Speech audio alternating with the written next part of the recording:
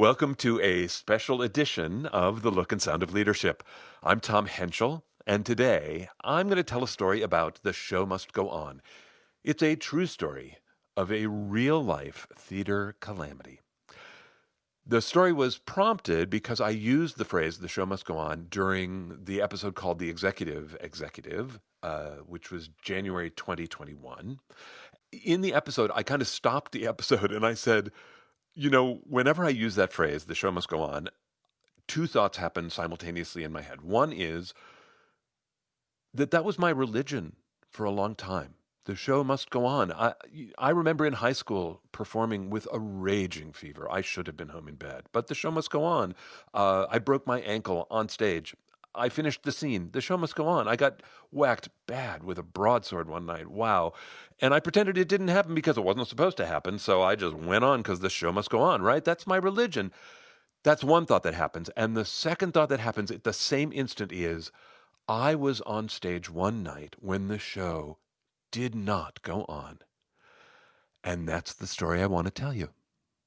The story begins in 1980 when I was an actor in Los Angeles. It was a Sunday night. I was sitting at home in my apartment. And the reason I remember it's a Sunday night is because I was watching the Tony Awards, which is a live broadcast from New York City where they give out the Tony Awards on Broadway. The Tony Awards in the United States are the equivalent to Broadway to the Oscars are in Hollywood.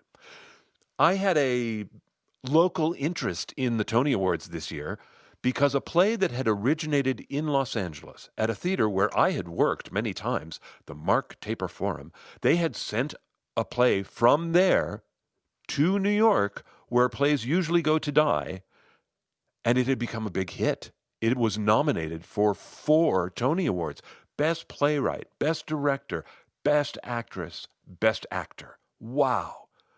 So I'm watching that night to see the results of this play. This play, by the way, is called Children of a Lesser God. The actress who was nominated for Best Actress was a woman named Phyllis Fralick, who I had not seen, but I had read a lot about. She was a deaf actress, and the playwright, Mark Medoff, who was a well-known American playwright, had written this play for her. And look what happened. 4 Tony nominations, and Phyllis won that night. And here's what I remember. I remember her walking down the aisle, walking up the stairs, and right behind her is a man following her up onto the stage. And she comes to the podium, and he's still right behind her. Someone handed her Tony Award. She put it down on the podium, and she lifted up her hands, and she started to sign her acceptance speech. And the man, who was right over her shoulder at this point, was voicing for her. And I saw this and was entranced. I was in love. I was like, I want to learn that. And I did. That night began my journey into American Sign Language and deafness. I studied, and I actually got good enough that I became certified to interpret in schools for kids, and I translated a Shakespeare play into American Sign Language. It was a time of great joy. And then my 2 lives came together, sign language and theater. Mark Medoff wrote another play for Phyllis. Now, this play was not going to be about deafness, but it had deafness in it, right? And so I became part of this theater company. I was in the cast. It was a cast of 8 of us, and it was going to have its world premiere again at the Mark Taper Forum, just like Children of a Lesser God. So a lot of eyes were on us. It was an exciting time. The name of this play was The Hands of Its Enemy. And the play is about an amateur playwright, a woman who happens to be deaf, who has written a play about a father's relationship to his young daughter. And she has brought it to a professional theater company in her community. And the play is good enough that they agree to put it on, but it's not great yet. And she agrees, but the person she wants to work on the play is this washed-up maniac of a director who is a big loose cannon. But in fact, that happens. The play of The Hands of Its Enemy is the story of the evolution of this piece of art, this play, that this amateur woman playwright has written and this theater director. The conflict of the play is that the theater director senses there is some truth in this play somewhere, but that she has it hidden. And if she doesn't take this truth out into the light of day and put it on the stage, then this piece of art is going to be stillborn. She was not intending to out herself when she wrote this play. She is protecting herself like crazy because she's not psychologically ready to divulge her secret. Pretty serious, huh? Well, get this. The director's right. She has a secret. What's revealed in the second act is that the secret is about childhood sexual abuse. And she, of course, has written the daughter as a surrogate for herself. She has a horrible secret. In 1984, childhood sexual abuse was not in the news. In 1984, childhood sexual abuse certainly wasn't dinner table conversation. But that's what our play was about. We were going to take this audience on a really dark journey as these people explored this piece of art and tried to put on a play. Most people do not flock to see a play about something shocking like childhood sexual abuse. But oh my, in 1984 and 1985, we were an enormous success in Los Angeles theater.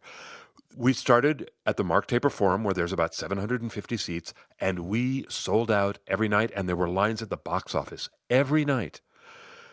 We were such a big hit. There was another play coming into the Mark Taper after us, and we had to leave, but we went to a bigger theater in Hollywood, a theater with a balcony and 1,100 seats, and we sold out there, and there were lines at the box office every night. We were a huge hit. But think about this. This is a play about childhood sexual abuse. Like, what is getting them to come to the theater every night, right? Like, whoa, what's that? That's impressive. Well, one thing is that playing the washed-up director was Richard Dreyfuss. Richard Dreyfuss is a movie star.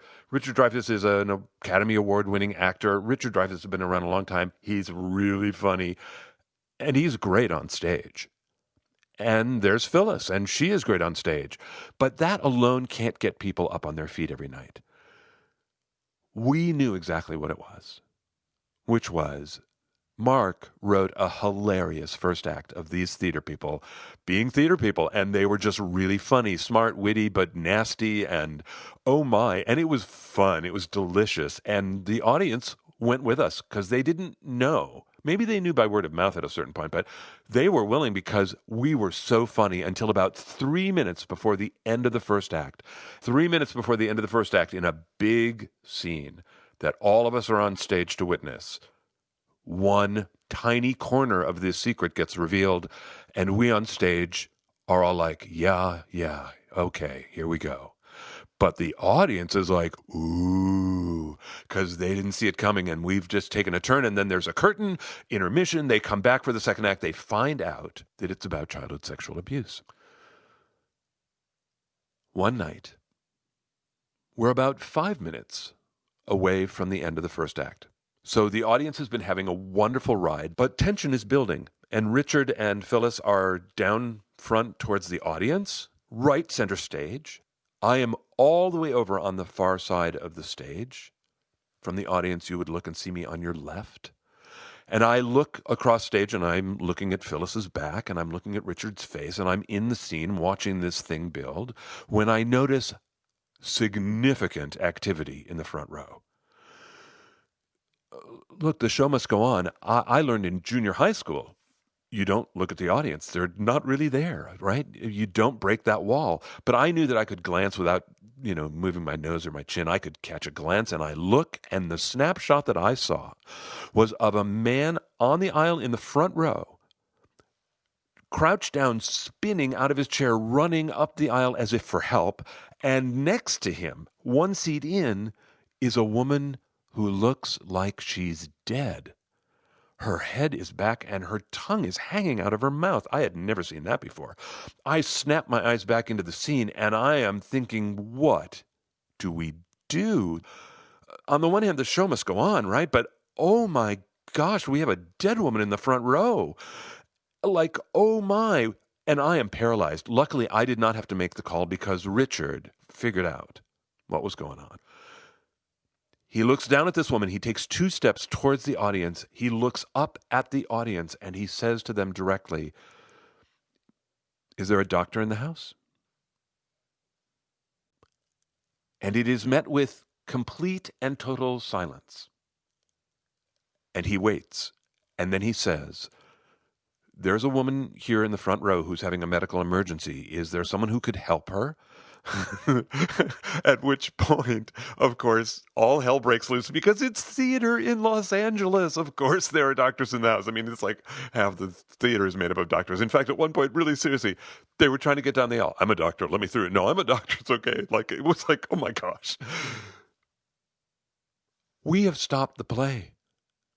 We look at each other on stage and go, are we going home? Like, what? What happens now?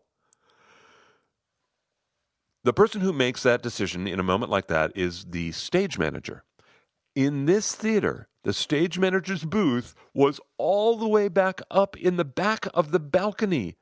And he was at such an angle that he could not see the front lip of the stage. We'd always known that. He certainly couldn't see the front row. He can't see the aisle. He has no idea what's going on. He's counting on us to kind of narrate for him. Meanwhile, he's on the phone with the theater management to find out what's going on. And we go, "Really? Is the play over?" And he goes, "No, here's what's going to happen." He said, "They're bringing a stretcher. They're going to take this woman out on a stretcher. When they do, I'm going to make an announcement to get everybody back in the seat. The play is going to resume. I'm going to take the lights down to half. I'll hold for a sec. Then I'm going to take the lights out. You stay off stage. We'll stay in black for 5. Then I'll bring the lights up. You guys go out to your marks, and we'll start from this line." And we go, "Okay." I mean, here's what we are thinking at this point is, of course we will. I mean, of course, the show must go on, but there's no way we're going to get them to go with us. I mean, we're about to take this big turn into this dark tunnel. Oh, well, let's give it our best. They take her out on a stretcher. He makes his announcement, "Lights go to half." They kind of quiet down. Not really. Lights go out. They're still not terribly quiet. Count to 5. Lights come up. We come out on stage, and the audience bursts into cheers and applause. We were not expecting that. It was like this wave of energy hit us. And what we knew was they were saying, "We're in. We are in the play with you. Yes, that happened, but we're back. You do your job, and we'll do ours." And we did. I mean, we took them out to the end of the first act with so much energy, you can imagine. Then we have intermission. We do the second act. It's fantastic. The audience, it goes crazy, and it ends up being a kind of triumphant night, except for this woman. Well, let me just tell you about her so that I can make sure that you don't worry about her. She was fine. It ends up that she had some kind of vasovagal response. Her blood pressure dropped, and she was fine. Within an hour, she was fine. We found out who she was, by the way. We sent her tickets. We asked her to please come back and see the play for real, and to please come back afterwards because we wanted to talk to her. We wanted to meet her. She, in our life, was like a celebrity. She had given us this once-in-a-lifetime event, and it all turned out okay. So that was the end of her story. If the story ended there, I think it would be a pretty good story. You know, I think it would be a true story of a real-life theater calamity. Yeah, that's what that story is. But it didn't end there for me because I had a question. There was something I could not figure out. Here's my question. To us in the play, who had been with it from the very first draft of the play, months and months and hundreds of performances before, we knew the play inside and out. We knew the play had stopped the instant Richard broke away from Phyllis in that scene and looked at that woman in the front row. The play had clearly stopped. And to us, that was like shooting off a cliff at 80 miles an hour. I mean, that was really Thelma and Louise. But Richard said, "Is there a doctor in the house?" And they could not comprehend it. It was met with silence. There was no action taken. They could not understand what he was asking of them until he asked again. And there was a long pause. And I was like, what was going on in people's brains? Think about this. You know what this reminded me of was they tell stories that Houdini, the great magician in the early part of the 20th century, used to walk an elephant off the stage, and the audience thought the elephant had disappeared. Now think about that. That's amazing. What happens to put an audience in a trance like that? That was the question I wanted an answer to. It so happened, in an amazing coincidence, months later, I found out that two of my friends, who did not know each other, by the way, separately, I found out in different phone calls that they both happened to have been in the theater that night. They said, yeah, we came to see you in the play, and oh my God, we were there that night. That woman got sick. And I'm like, oh my God, well, can you answer this question? What was going on in your brain? Like, what did you think happened? And they were both said almost identically. They said, well, it just seemed so natural. It seemed like part of the play. Now, what I know is there's no way that could be part of the play. In my logic, from my side of the footlights, that's impossible. That literally would be like having my car float up in the air. It's not possible. But to them, it clearly was. And I had to accept that as their truth on the other side of the footlights. As improbable as it is to me, they're going on the ride. They don't want to get off the ride. And I learned an amazing lesson that I guess I had known, but this really, really nailed it for me. The lesson is, if you have your audience's goodwill, they will not see your mistakes. They do not want to see your mistakes. They want to stay in that connection that's created, in that goodwill. That's where they want to be. I've been coaching people on presentation skills for 30 years. I bring that lesson in my heart.